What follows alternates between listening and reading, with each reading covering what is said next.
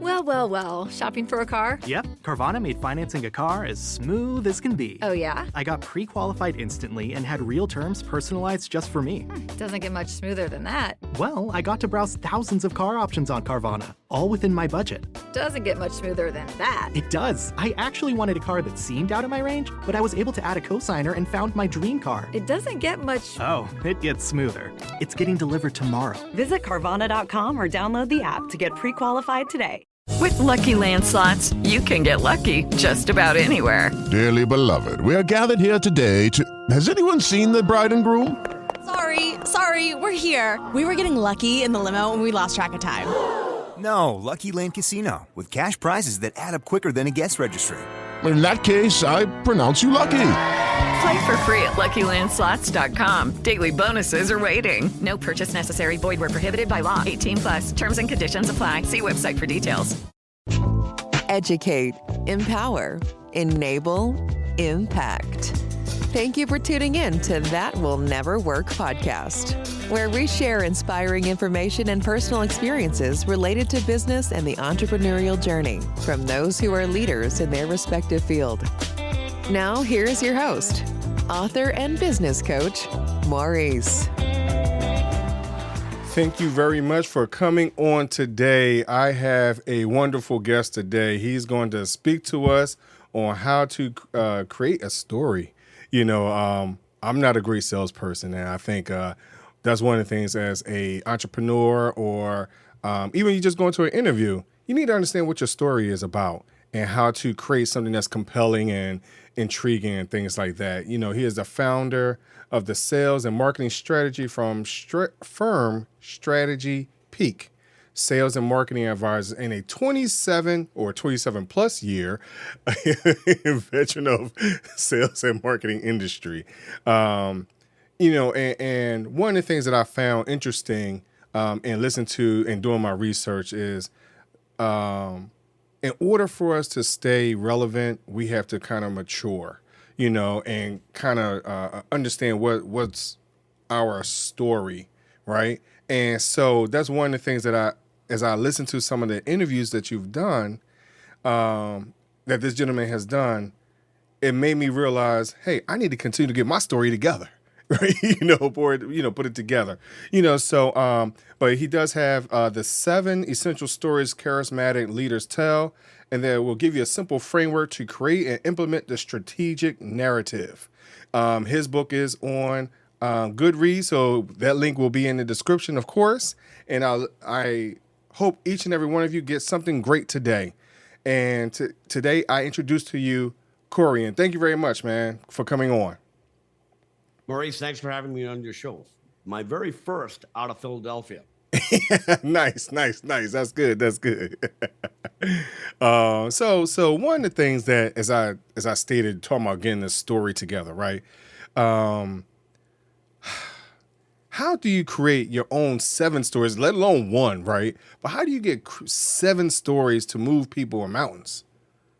Well, the essential part of this is that we already have in our possession the 7 stories. We may not have categorized them, but in order for your life to have purpose and meaning and direction, you would have to have a variation of all 7 of these stories. Okay. As the stories get more sharp, as they get more potent, then your life transforms in that direction. But everybody has these 7 stories already there. They just may not be as defined as they need to be. That's what ends up happening. The second part of this is that the only way we understand our world is through the stories we tell ourselves about our world. That's it. And so, when we understand a situation, an event, a happening, and then we're trying to relate it to somebody else or relate it even to ourselves, we have to tell narrative. There's a story there. In that case, you are the hero of that story. And there's all these other things happening, inciting incidents. There's antagonists, right? There's the overall environment. There's the enemy that we face, the mighty winds, all these kinds of things that tell you who we are, where we've come from, and where we want to end up going. So with that idea, you hear other people talk about, maybe me being the hero of the story may not work, right? But we need to make our customer the hero of the story. So That's correct. So I'm sorry. Go ahead.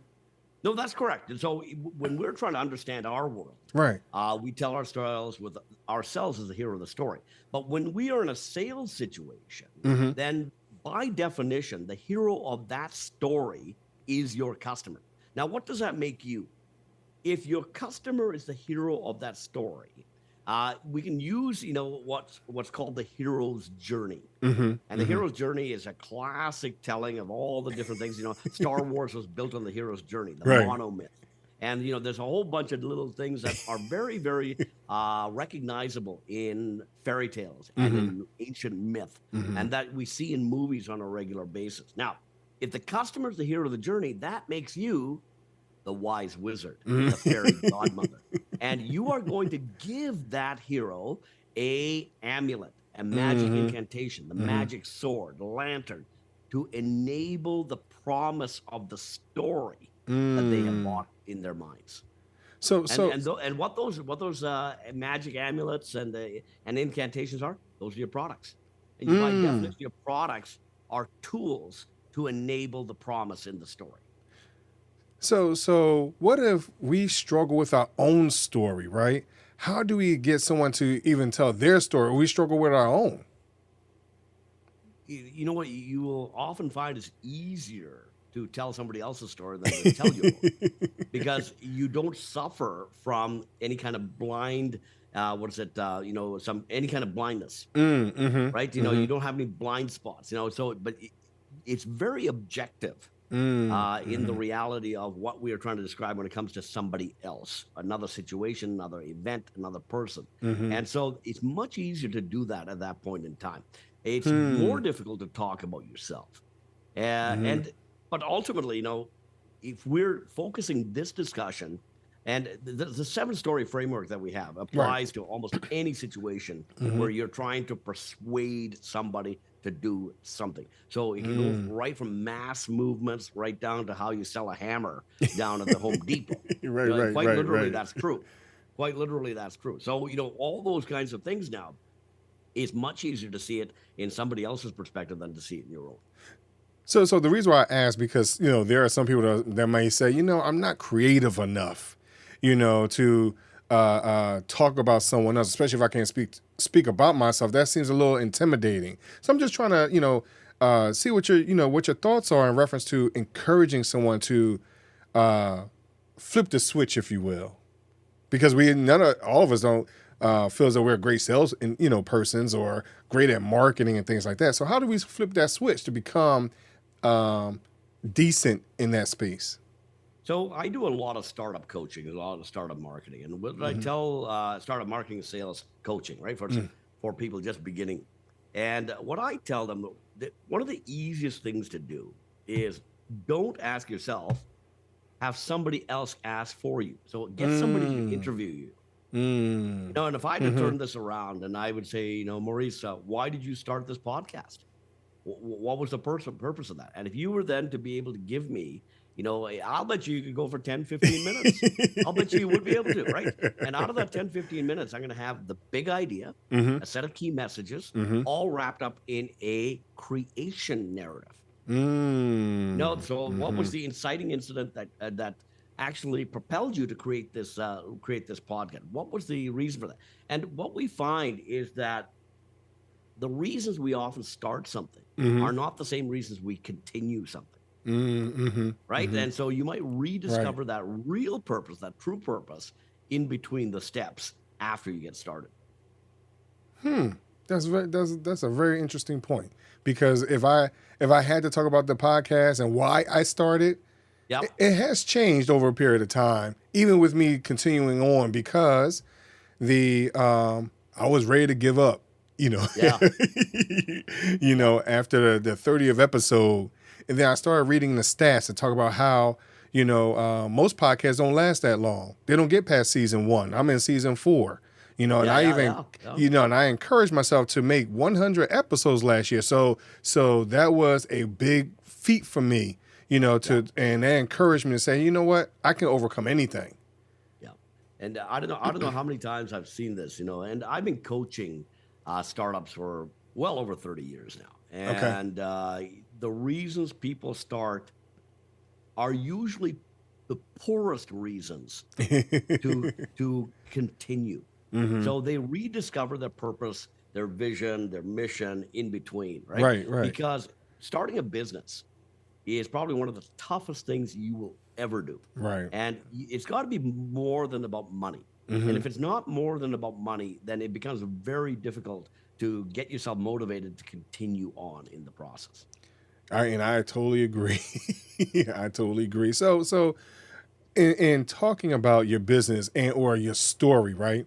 What is the most powerful story category you could tell someone, or something that to persuade someone to talk to you, to buy from you, or whatever it might be? What's one category that you can refer? Well, in the book, it's a 7-story framework. Okay, so the book is called The 7 Essential Stories Charismatic Leaders Tell. And I had researched this book through the book is full of stories, all through history, all through different examples of people's lives and events, and big events, little events, and realizations that move forward. And what I found was that there's a very profound marketing consultant, a very, very successful marketing consultant in the initial start of Silicon Valley back to the late 60s, early 70s. And this fellow by the name of Regis McKenna, he had consulted with Intel and Apple and Fairchild Semiconductor, all those early days, right?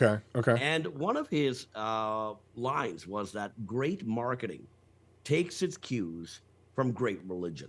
And so there's been thousands of religions, like thousands of religions throughout human history. Now, Right. Humans, modern humans have been around for about 200, 300,000 years. Yeah. Right? Homo sapiens, right? And about 200,000 years ago, they were nomadic tribes, maybe small bands of people just trying to survive. And then about 30,000 years ago, 40,000 years ago, they started gathering together, right? In more concise geographies. Right. And then about 14,000 years, 13,000 years ago, you have agrarian civilization take place. And agrarian civilization, now you stay in one place. And you grow crops and you raise livestock, and then you have the advent of religion, organized religion at this point in time. So 5,000 years ago, we had the first aspects of writing, and so now we're able to codify that religion into something that's a little more concrete than simply an oral tradition. And now all these religions throughout that world are trying to tell a story. And there's multiple stories. In fact, it's a storyplex. Now, after all these thousands of religions throughout all that time, what is surprising, and if human history has been around, like civilization, modern civilization, right? 13,000 years ago, 14,000 years ago, agrarian civilization. In all that time, the 3 dominant religions today are Judaism, Christianity, and Islam. Okay, and of course we have Hinduism there, 800 million people. Islam is about 1.8, 1.9 billion. Christianity is 2.1, 2.2 billion people. Judaism is only about 14 million, 15 million people. But that is the first 3 of those religions are Abrahamic religions. They trace their lineage back to Abraham. Now, the question becomes, why are these religions so big? Because, the first one, Judaism has been around for 5,000 years, but it only has 15 million people, right? Christianity has 2.1 billion people, but it's been only around for a little over 2,000 years. Islam started in the mid-600s, right? It hasn't been around that long at all, but there are very powerful narratives in there. And these 7 narratives are in each one of those religions. In fact, any religion that still survives, the narratives are there, the narrative categories. And here's the narrative category. Narrative categories. Creation and origin. Where do we start? Yes. Identity, values, and beliefs. Who are we as people? The big idea. Okay? What's that central organizing principle that binds everything else together. Number 4 is the enemy we face. Who do we fight for, or who do we fight against? Mm-hmm. You know, in the religion sense, we right. fight against Satan, Right. right?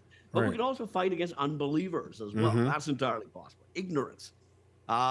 Story 5 is the mighty winds. What are the big macro trends that are buffeting everybody? And, you know, if you take a look at a big macro trend in the last 40, 50 years, 1969, there was the advent of, 4 universities being connected by some wire to transfer data. Well, that was the beginning of the internet. Right? It was a military project. And of course, by 20 years later, it is disrupting every industry. Where today newspapers are a fraction of what they were back in the 1900s, 1910s, 1920s. Right. There is no such thing as an IBM Selectric typewriter anymore. Right. No, there They're isn't. all doing, word processors, right? In the cloud, all that kind of stuff. So we really have to pay attention to the mighty winds. Then, of course, we have, if all of that's true, those first 5 stories are all the left-hand side of the equation. If your prospect believes those first 5 stories, then there's an equal sign. And the equal sign goes to story 6. And story 6 is the journey we must undertake. So it's inevitable. Okay. We have to do this. Right. Otherwise, we're not going to survive. And then finally, story 7 is what we call a meta-narrative. And a meta-narrative binds all the first 6 stories together in a single telling. But then we add what we call keystone elements. And keystone elements are things that will guarantee the win. So the meta-narrative, is a strategic narrative. Strategic simply means, how are we going to win? What is the plan to win? And so we infuse the meta-narrative, story number 7, single telling of the first 6, with keystones. And here's in common keystones. God is with us. Superior people, superior strategy, superior technology. And then we get all of these things together, and now we have a direction forward. If your people believe those stories, now you've ignited passion, desire, energies to move. Wow. So that's the whole thing right there. Now, if you were to start now, please don't tell all 7 stories in one sitting. Right? You're going to bore the heck out of someone. But if you had to choose one story to tell, you would tell the mighty wind story. And the mighty wind story is that change is coming. It's inevitable. By the time, if you're only recognizing the power of the internet today to destroy or create industries, you're already dead. But if you had recognized its potential, not in 1969, but even as early as 81, 82, 85, 90, by the time 94 rolled around, you had the World Wide Web, the first browsers that were available. Right? Yeah. Now it's really rolling, right?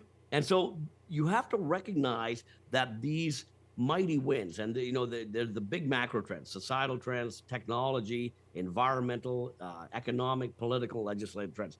Those have the power to absolutely create tsunamis of destruction and tidal waves of opportunity. And it doesn't care what it does. It just happens. So you tell the mighty wind story and say, change is coming. Oh, by the way, we have a solution for it. We have a solution for it. And so here's a real simple thing that will happen. And this could be very, very powerful for somebody that's on a coastal region. And here's a real simple telling of the mighty wind story, and it's going to be about environmental. Okay.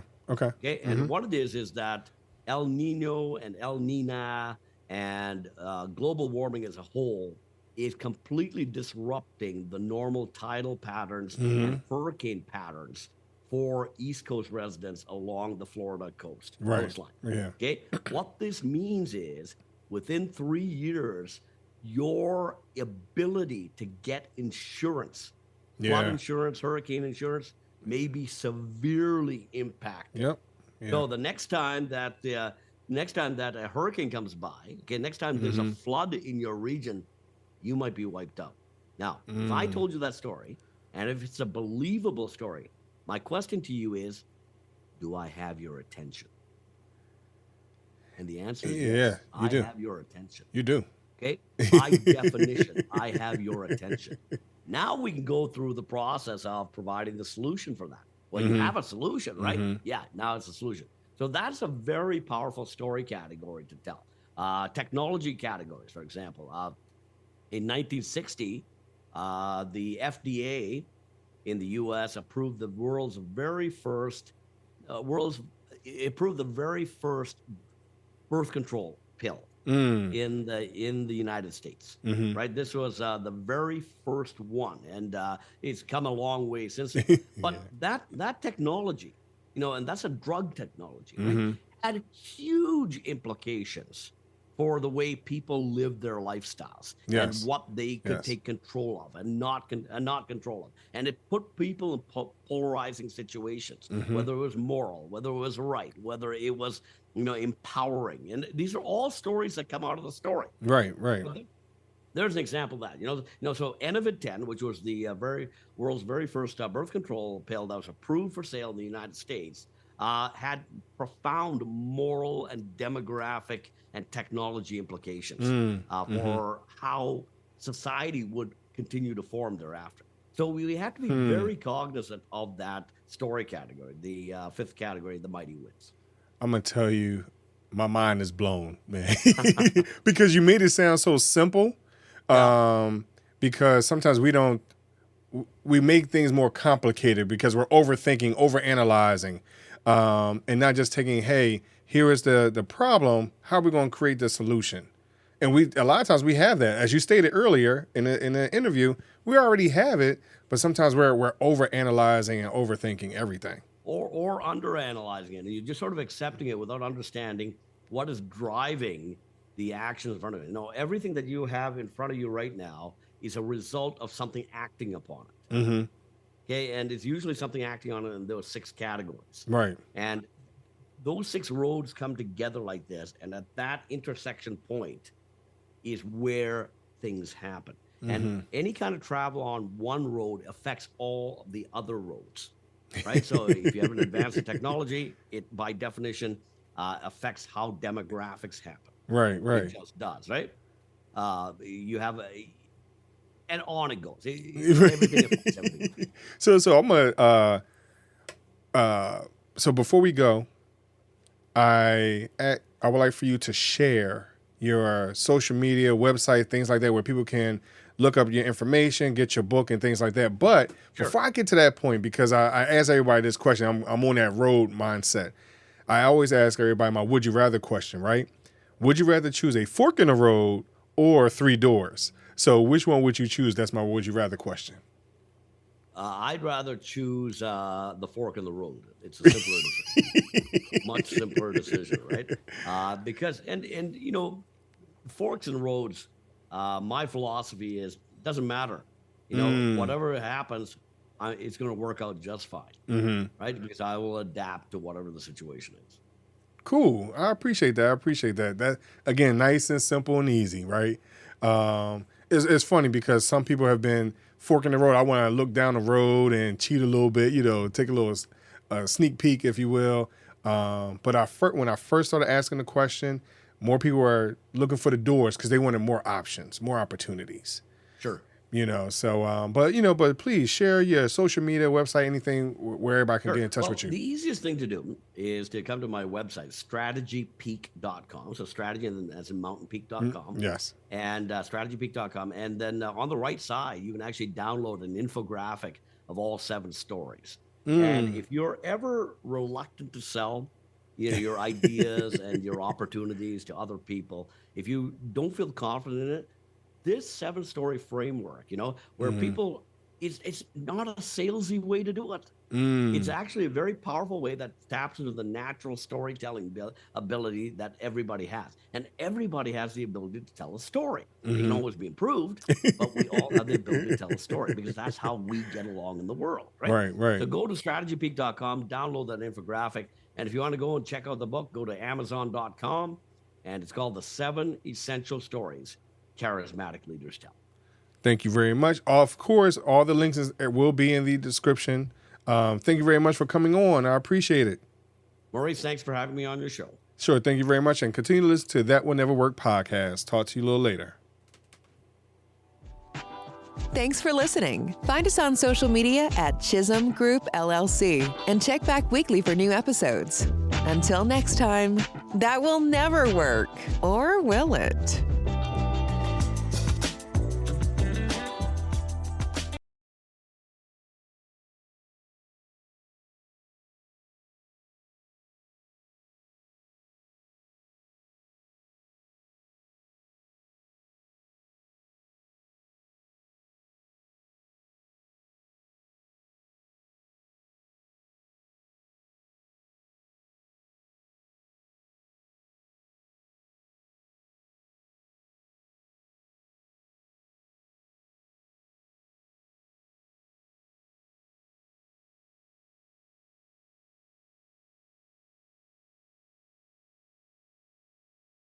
With the Lucky Land Slots, you can get lucky just about anywhere. This is your captain speaking. We've got clear runway and the weather's fine, but we're just going to circle up here a while and get lucky. No, nothing like that. It's just these cash prizes add up quick. So I suggest you sit back, keep your tray table upright, and start getting lucky. Play for free at LuckyLandSlots.com. Are you feeling lucky? No purchase necessary. Void where prohibited by law. 18+ terms and conditions apply. See website for details.